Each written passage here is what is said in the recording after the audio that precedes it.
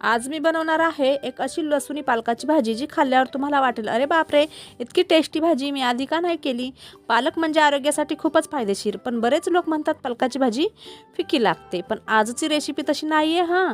आज आपण बनवणार आहोत झणझणीत मसालेदार आणि खमंग लसुणी पालक, ज्यात लसणाचा तडका असा काही बसेल की घरभर सुगंध पसरून सगळे विचारतील काय खास बनते आज। ही भाजी बनते अगदी 10-15 मिनिटात। लागतो फक्त थोडासा पालक, लसूण आणि घरातले साधे मसाले, आणि बनते अशी चवदार की भाकरीसोबत खाल्लं तरी मस्त, पोळी चपातीसोबत पण परफेक्ट, आणि जेवणात एक बाउल अजून मागायला लावणारी। आणि हो, आजची ही पालकाची रेसिपी इतकी सोपी आहे की नवीन शिकणारे पण सहज बनवू शकतील। तर मग चला वेळ न घालवता सुरू करूया आपली आजची खमंग झणझणीत लसुणी पालक रेसिपी। तर त्यासाठी काय करायचं, मी इथे एक जुडी पालकाची घेतलेली आहे। स्वच्छ निवडून घेतलं, धुवून घेतली 3 ते 4 पाण्याने। आणि आता या पालकाच्या भाजीला आपल्याला बारीक कट करून घ्यायची आहे। पालक नेहमी 2-3 वेळा स्वच्छ धुवून घ्या, कारण पालकात माती जास्त असते। आता आपल्याला पालक मीडियम साईजमध्ये चिरून घेऊया, खूप बारीक नाही आणि खूप मोठीही नाही। तर व्हिडिओ दाखवल्याप्रमाणे अशा प्रकारे आपल्याला ही पालक चिरून घ्यायची आहे। जर पालकाचा देठ जाड असेल तर थोडा वेगळा काढा, नाहीतर भाजी कडक लागते।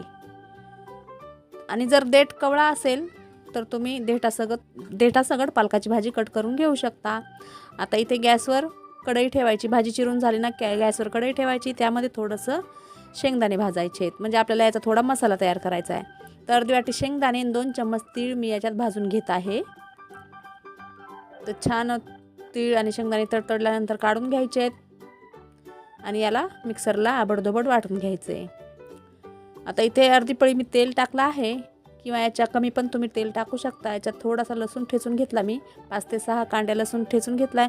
लसूण मेथी म्हटल्यावर लसूण तर भरभरून येणारच ना। तर इथे लसूण छान तळल्यानंतर याच्यात चिरून घेतलेली पालक टाकून द्यायची आहे।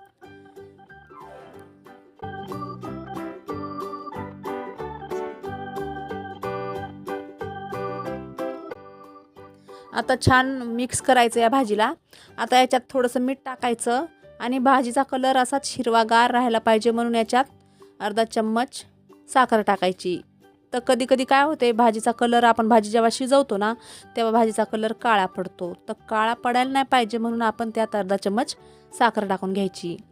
आता मी ते अर्धा चम्मच साखर टाकून घेतली आणि थोडीशी वाफ देऊन घेतली, 2 ते 3 मिनिट ती भाजी शिजून घेतली मी। आता या भाजीला आपण काढून घेऊया।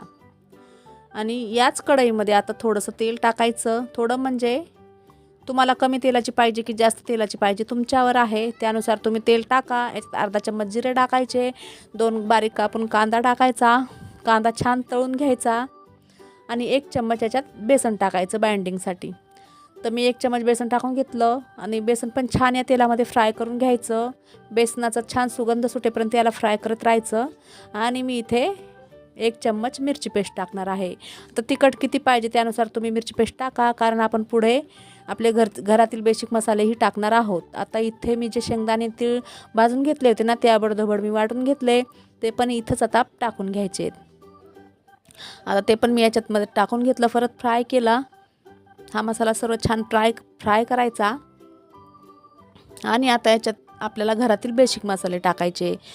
तर कधी कधी पालक आपल्याला जास्त आवडत नाही, आणि रोज रोज ती गरगट्टा भाजी किंवा सुकी पालक खाऊन जर कंटाळा आला असेल तर तुम्ही अशा प्रकारे लसुणी पालक करून बघा, घरातील सर्व मागून मागून खातील। खूप टेस्टी होते आणि अजिबात कळणारही नाही की पालकाची भाजी आहे, आणि सर्वजण मागून मागून खातील। 1 पोळीऐवजी 2 पोळ्या खातील। आणि ही भाजी भातासोबत पण छान लागते, भाकरीसोबत पण छान लागते, आणि चपातीसोबत पण छान लागते। आता मी याच्यामध्ये शिजून घेतलेली भाजी टाकली आहे, आणि त्याआधी मी याच्यात घरातील बेसिक मसाले टाकलेत, म्हणजे अर्धा चम्मच मिरची पावडर, मिक्स मसाला, आपण जेही तिखट मसाले आपल्या घरात आपण खातो ते घरातील टाकायचे अर्धा चम्मच। आणि ही शिजून घेतलेली भाजी याच्यात टाकायची आहे, आणि किती पातळ पाहिजे त्यानुसार पाणी टाकायचं, चवीनुसार मीठ टाकायचं। मीठ पहिलेच टाकलं होतं भाजी शिजवताना, त्यामुळे एकदा टेस्ट करायचं, नंतर मीठ टाकायचं, जर लागलं तर परत टाकायचं। आणि किती पातळ पाहिजे त्यानुसार तुम्ही पाणी टाकायचं। आता जरी पातळ दिसत असेल ही भाजी तरीसुद्धा ही घट्ट होते नंतर शिजल्यानंतर, कारण आपण याच्यामध्ये टाकलं होतं बेसन आणि शेंगदाणे आणि तीळ, तर त्यामुळे याला घट्टसरपणा येतो। तर इथे चवीनुसार मी परत थोडंसं मीठ टाकलं। आता छान शिजू द्यायची ही भाजी।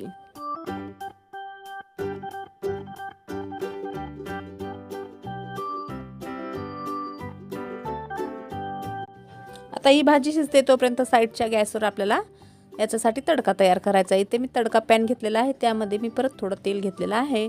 आता याच्यात मी थोडासा हिंग आणि हळद टाकून घेतली आहे. आणि आता याच्यामध्ये मी 7 ते 8 लसणाच्या पाकळ्या कट करून घेतल्या आहेत आणि 3 लाल सुक्या मिरच्या. आता ह्याला लसूण छान तळून घ्यायचा आहे. लसूण आणि मिरच्या छान तळायच्या आहेत, म्हणजे लसूण चांगला ब्राऊन कलरचा होईपर्यंत तळायचा आहे. आणि आता इथे मी 1 चमच तीळ याच्यात टाकून घेतले आहेत. आता इथे गॅस बंद केला आणि आता इथे आपल्याला लाल काश्मीरी मिरची पावडर अर्धा चमच टाकायचा आहे, याने कलर छान येतो. तर आता इथं परत मिक्स करायचं आणि हा गरम गरम तडका या भाजीत टाकायचा आहे. तर हे हळूनी करा काम, नाही तर अंगावर उडू शकतो आणि आपल्याला चटका बसू शकतं. तर बघू शकता किती छान तडका बसलेला आहे आणि भाजीचा सुगंध घरभर पसरलेला आहे. तर आता पालक न आवडणारेही मागून मागून खातील. तर अशा प्रकारे पालकाची भाजी नक्कीच करून बघा आणि खाऊन बघा आणि मला कमेंट बॉक्समध्ये सांगायला विसरू नका. तर ही पालकाची रेसिपी रेडी झालेली आहे. तर तुम्हाला ही रेसिपी आवडली असल्यास माझ्या व्हिडिओला लाईक करा, शेअर करा, कमेंट करा, माझ्या चॅनलला सबस्क्राईब करा. चला तर भेटूया परत एका नवीन व्हिडिओमध्ये नवीन रेसिपी घेऊन. बाय. जय महाराष्ट्र.